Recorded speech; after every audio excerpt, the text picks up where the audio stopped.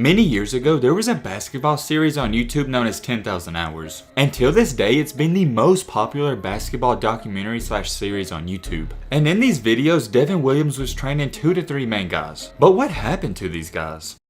If you're on the younger side, you probably never even heard of this 10,000 Hours basketball series. But if you were fortunate enough like me, when I was growing up, this was the best thing on YouTube. These videos were very popular just because there wasn't a ton of people posting on YouTube like it is nowadays. Before we get into what happened to all of these guys, I gotta give you a backstory and a rundown of the basic information. Devin Williams is the guy who started all of this, and his story is very inspirational itself. He was in college at the time when 2 Chinese kids went up to him and asked him to train them. So he started recording their workouts and their progress. And at the time, he didn't have enough money to store the clips anywhere, so he just uploaded them to YouTube. And long story short, that's how he came up with the idea of the 10,000 hours. Basically, Devin Williams wanted to prove if a theory was right or wrong. Supposedly, it said that if you do something for 10,000 hours, you can perfect your craft. So yeah, if you can put 2 and 2 together, that's what they were trying to do with basketball. He was trying to see if he can put in 10,000 hours of work in basketball and see how good he can get these guys. And as he and the series on YouTube got more popular, it made a ton of attention and waves all over the internet. And along their journey, they also picked up a couple of other players, but there's really only 2 to 3 main guys. These 3 guys are Kyle Wong, Maddie Wong, who were brothers, and Christian. There were some other guys in the videos, but these 3 players were the main core group. And at the time of the videos, things were seeming great for these guys, but ever since then, we haven't heard anything about them. So it leaves us with the question of the day: what happened to all of these guys and where are they now? Let's dive into it. I guess we'll start with Maddie Wong because he is the youngest of the group. When Maddie Wong first started working out with Devin Williams, he wasn't really that good. But over time, he actually became a really good basketball player. And that really translated over to the high school level, and he had a pretty decent high school career. He didn't put up crazy numbers, but they were very efficient and good enough to land him in a college. He didn't have many offers at all, but he had some looks by small community colleges. And ultimately, he wound up deciding to go to Foothill Community College. He only played there for 1 year, but that 1 year was really good. Out of 27 games played, he started every single one. And it's not like he was just out there, he was also producing. He averaged 14 points per game, 2.4 rebounds, and 2.7 assists. And like I said, he was very efficient. He shot 49% from the field and over 44% behind the 3-point line. It doesn't really get any better than that. And oh yeah, he also shot 89.9% from free throws. With having a very solid year at that community college, he also played at Eastern Oregon University, which once again is a very small college, but hey, at least he's still hooping. He said he chose Eastern Oregon because of this, quote unquote, "the town is great and the sports are even better." For Maddie Wong to even make it that far, it's remarkable itself because he only comes in at roughly 5'8" and 140 pounds. I think we can all agree the odds were not in his favor. But if you watch the 10,000 Hours, you know that Maddie Wong is one of the hardest workers out there. Even though he was at a good college, he really didn't see a lot of playing time. And as sad as it sounds, that was basically the end to his basketball career. Ever since then, there hasn't been any news about him and he's just kind of fizzled off. But like I said, for a guy his size just to make it this far, it's almost impossible. With that being said, let's head into our other player, and that is the older brother of Maddie Wong, which is Kyle Wong.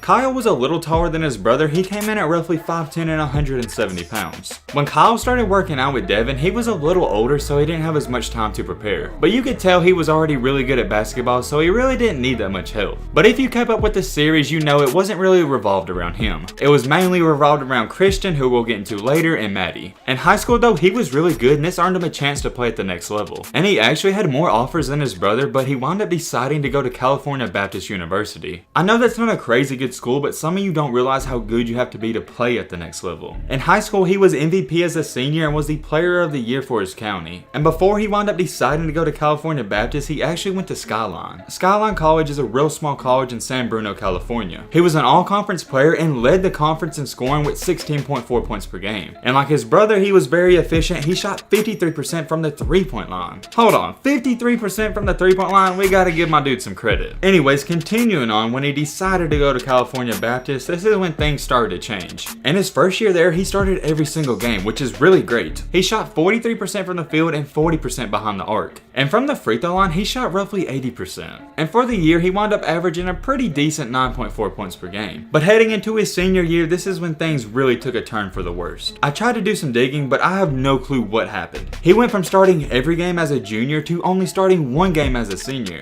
And in his junior year, he played 28 minutes per game, but as a senior, he only played 8 minutes per game. I don't know if there was a coaching change, if he pissed one of the coaches off, but something had to happen behind the scenes. It's not like his numbers went down either. His field goal percentage percentage and 3-point percentage actually went up. But of course, with only playing 8 minutes per game, your points per game are going to go down as well. And for that year, he only averaged 3 points per game. And that's a really sad fall off for a guy who had a really great basketball career. When you come to the end of your career, you never really finish out on top, and that's exactly what happened to this guy. And as much as I hate to say it, this was the end of his basketball career. And just like his younger brother, we haven't heard anything from him in a long time. Now with that being said, let's head into our last and final player, Christian Carson. Christian Carson, man, where do I even start with this guy? Well, first thing is first, he's probably the laziest player in the country. And those words aren't even coming out of my mouth, that's what Devin Williams said. And he didn't just say it, he filmed everything, it's in the footage. When they do drills or workouts, he's always slacking and he's never on time. There were times when Devin would schedule workouts at 10 a.m. and he wouldn't even show up till 1 or 2 p.m. We're not here to slander this young man though, I just had to throw that in there so you kind of get a feel of who he is. He didn't really start working out with Devin and the other guys until later in the series. But once he did, he actually became the main character of the videos. And I think a big reason for that was that he was a pretty funny guy. And a little fun fact to throw in there, he loves cookies. Even though he was lazy at times, when he put his mind to it, he was a really hard worker at times as well. In high school, he wasn't really known as a big time scorer, but he would go on some spurts. Occasionally, he would drop 15 points, 16 points, or even 20 in a game. But just like Devin said in the videos, he was very inconsistent. And that's what they were trying to work on, consistently scoring 15 to 20 points per game. And it just really never happened. He wasn't a consistent scorer in high school. He was a very flashy player though, and he was very quick, but just like the other two players in this video, he was also really short. However, he did make up for being short with his athletic ability, and he's got one of the prettiest jump shots you'll ever see. But the big deal was, like I said, he's just inconsistent. He would hit 3 in a row, then miss 4 in a row. When it was time for Christian to graduate, this is when Devin Williams was really popping on YouTube and had a lot of ties all over the country. So yeah, he could kind of get Christian in almost any college he wanted to. Just like our other two players though, he decided to go to a very small school and play right away. He decided to go to Chaffey College, and this was a perfect fit for him. For the 2016 through 17 season and 32 games played, he started 21 of them, so not too bad. He shot 38% from the field and 38% from the 3-point line. And overall for the year, he wound up averaging 9.4 points per game, 1.4 rebounds, and 1.3 assists. But after that year, this is when his story takes a turn for the worst. For some unknown and odd reason, he decided to take a break from basketball. I was trying to do some digging, and it was apparently said that he got burnt out on it and just needed a break. I'm not 100% sure on that, but hey, that's all I got. Anyways, continuing on, he wound up getting back into basketball in the 2018 through 19 season. He decided to go all the way from California to Savannah State, which is in Georgia. And for his senior year, which was the season of 2018 through 19, it was terrible. He only made appearances in 10 games and started 0 of them. And even though he made appearances, he really didn't get to play a lot. He only averaged 4.4 minutes per game. He averaged a very measly 0.8 points per game, 0.3 assists, and 0.3 rebounds. So yeah, long story short, it was just a very slow and steady decline for him after high school. And just like our other two players, that's really been it for Christian Carson. Maddie Wong and Kyle Wong aren't too big on social media, but Christian tweets every now and then. And he's made some appearances back in Devin Williams' videos, but nothing's been said about college, or even really playing again.